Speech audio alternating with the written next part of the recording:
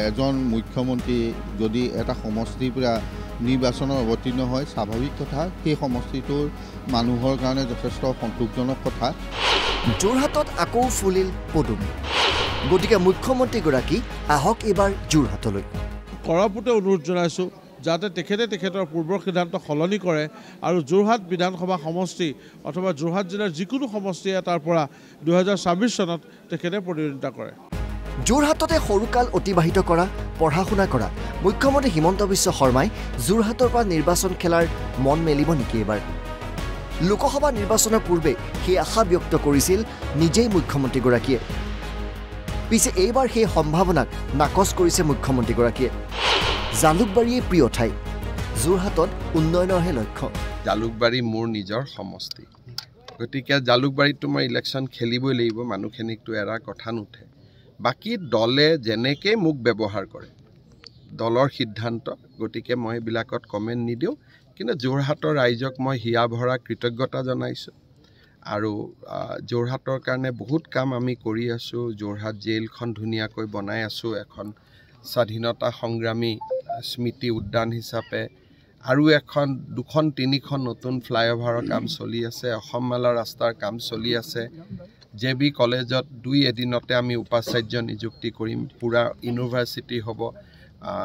ইণ্ডিগৰ লগত কথা পাতিছোঁ, ফ্লাইট এখন যাতে যোৰহাট, গুৱাহাটী, ডিব্ৰুগড়, দিল্লী চলিব পাৰে। গতিকে সকলো ধৰণে যোৰহাটৰ উন্নয়নৰ বাবে আমি প্ৰচেষ্টা লৈ আছোঁ আৰু লৈ থাকিম।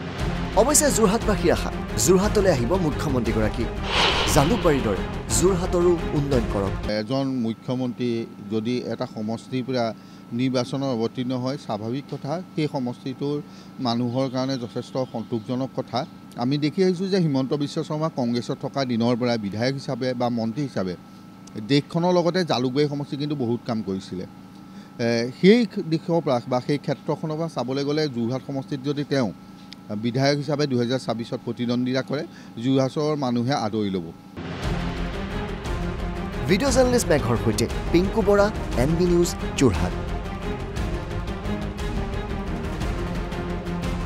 এজন মুখ্যমন্ত্ৰী যদি এটা সমষ্টিৰ পৰা নিৰ্বাচনত অৱতীৰ্ণ হয় স্বাভাৱিক কথা সেই সমষ্টিটোৰ মানুহৰ কাৰণে যথেষ্ট সন্তোষজনক কথা। যোৰহাটত আকৌ ফুলিল পদুম, গতিকে মুখ্যমন্ত্ৰীগৰাকী আহক এবাৰ যোৰহাটলৈ। কৰাপুতে অনুৰোধ জনাইছোঁ যাতে তেখেতৰ পূৰ্বৰ সিদ্ধান্ত সলনি কৰে আৰু যোৰহাট বিধানসভা সমষ্টি অথবা যোৰহাট জিলাৰ যিকোনো সমষ্টি এটাৰ পৰা 2026 চনত তেখেতে প্ৰতিদ্বন্দ্বিতা কৰে। যোৰহাটতে সৰুকাল অতিবাহিত কৰা, পঢ়া শুনা কৰা মুখ্যমন্ত্ৰী হিমন্ত বিশ্ব শৰ্মাই যোৰহাটৰ পৰা নিৰ্বাচন খেলাৰ মন মেলিব নেকি এবাৰ? লোকসভা নিৰ্বাচনৰ পূৰ্বে সেই আশা ব্যক্ত কৰিছিল নিজেই মুখ্যমন্ত্ৰীগৰাকীয়ে। পিছে এইবাৰ সেই সম্ভাৱনাক নাকচ কৰিছে মুখ্যমন্ত্ৰীগৰাকীয়ে। জালুকবাৰীয়ে প্ৰিয় ঠাই, যোৰহাটত উন্নয়নৰহে লক্ষ্য। জালুকবাৰী মোৰ নিজৰ সমষ্টি, গতিকে জালুকবাৰীত মই ইলেকশ্যন খেলিবই লাগিব, মানুহখিনিকতো এৰা কথা নুঠে। বাকী দলে যেনেকৈ মোক ব্যৱহাৰ কৰে দলৰ সিদ্ধান্ত, গতিকে মই এইবিলাকত কমেণ্ট নিদিওঁ। কিন্তু যোৰহাটৰ ৰাইজক মই হিয়া ভৰা কৃতজ্ঞতা জনাইছোঁ আৰু যোৰহাটৰ কাৰণে বহুত কাম আমি কৰি আছোঁ। যোৰহাট জেইলখন ধুনীয়াকৈ বনাই আছোঁ, এখন স্বাধীনতা সংগ্ৰামী স্মৃতি উদ্যান হিচাপে, আৰু দুখন তিনিখন নতুন ফ্লাইঅভাৰৰ কাম চলি আছে, অসম মালা ৰাস্তাৰ কাম চলি আছে।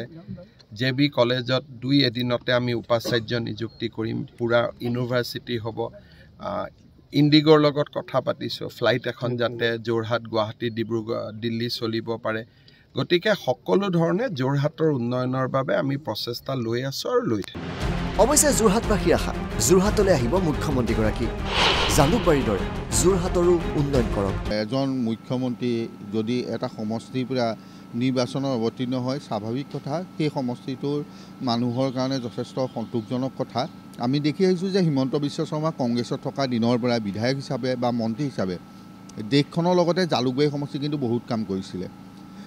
সেই দিশৰ পৰা বা সেই ক্ষেত্ৰখনৰ পৰা চাবলৈ গ'লে যোৰহাট সমষ্টিত যদি তেওঁ বিধায়ক হিচাপে 2026 প্ৰতিদ্বন্দ্বিতা কৰে, যোৰহাটৰ মানুহে আদৰি ল'ব। ভিডিঅ' জাৰ্নেলিষ্ট মেঘৰ সৈতে পিংকু বৰা, NB নিউজ, যোৰহাট।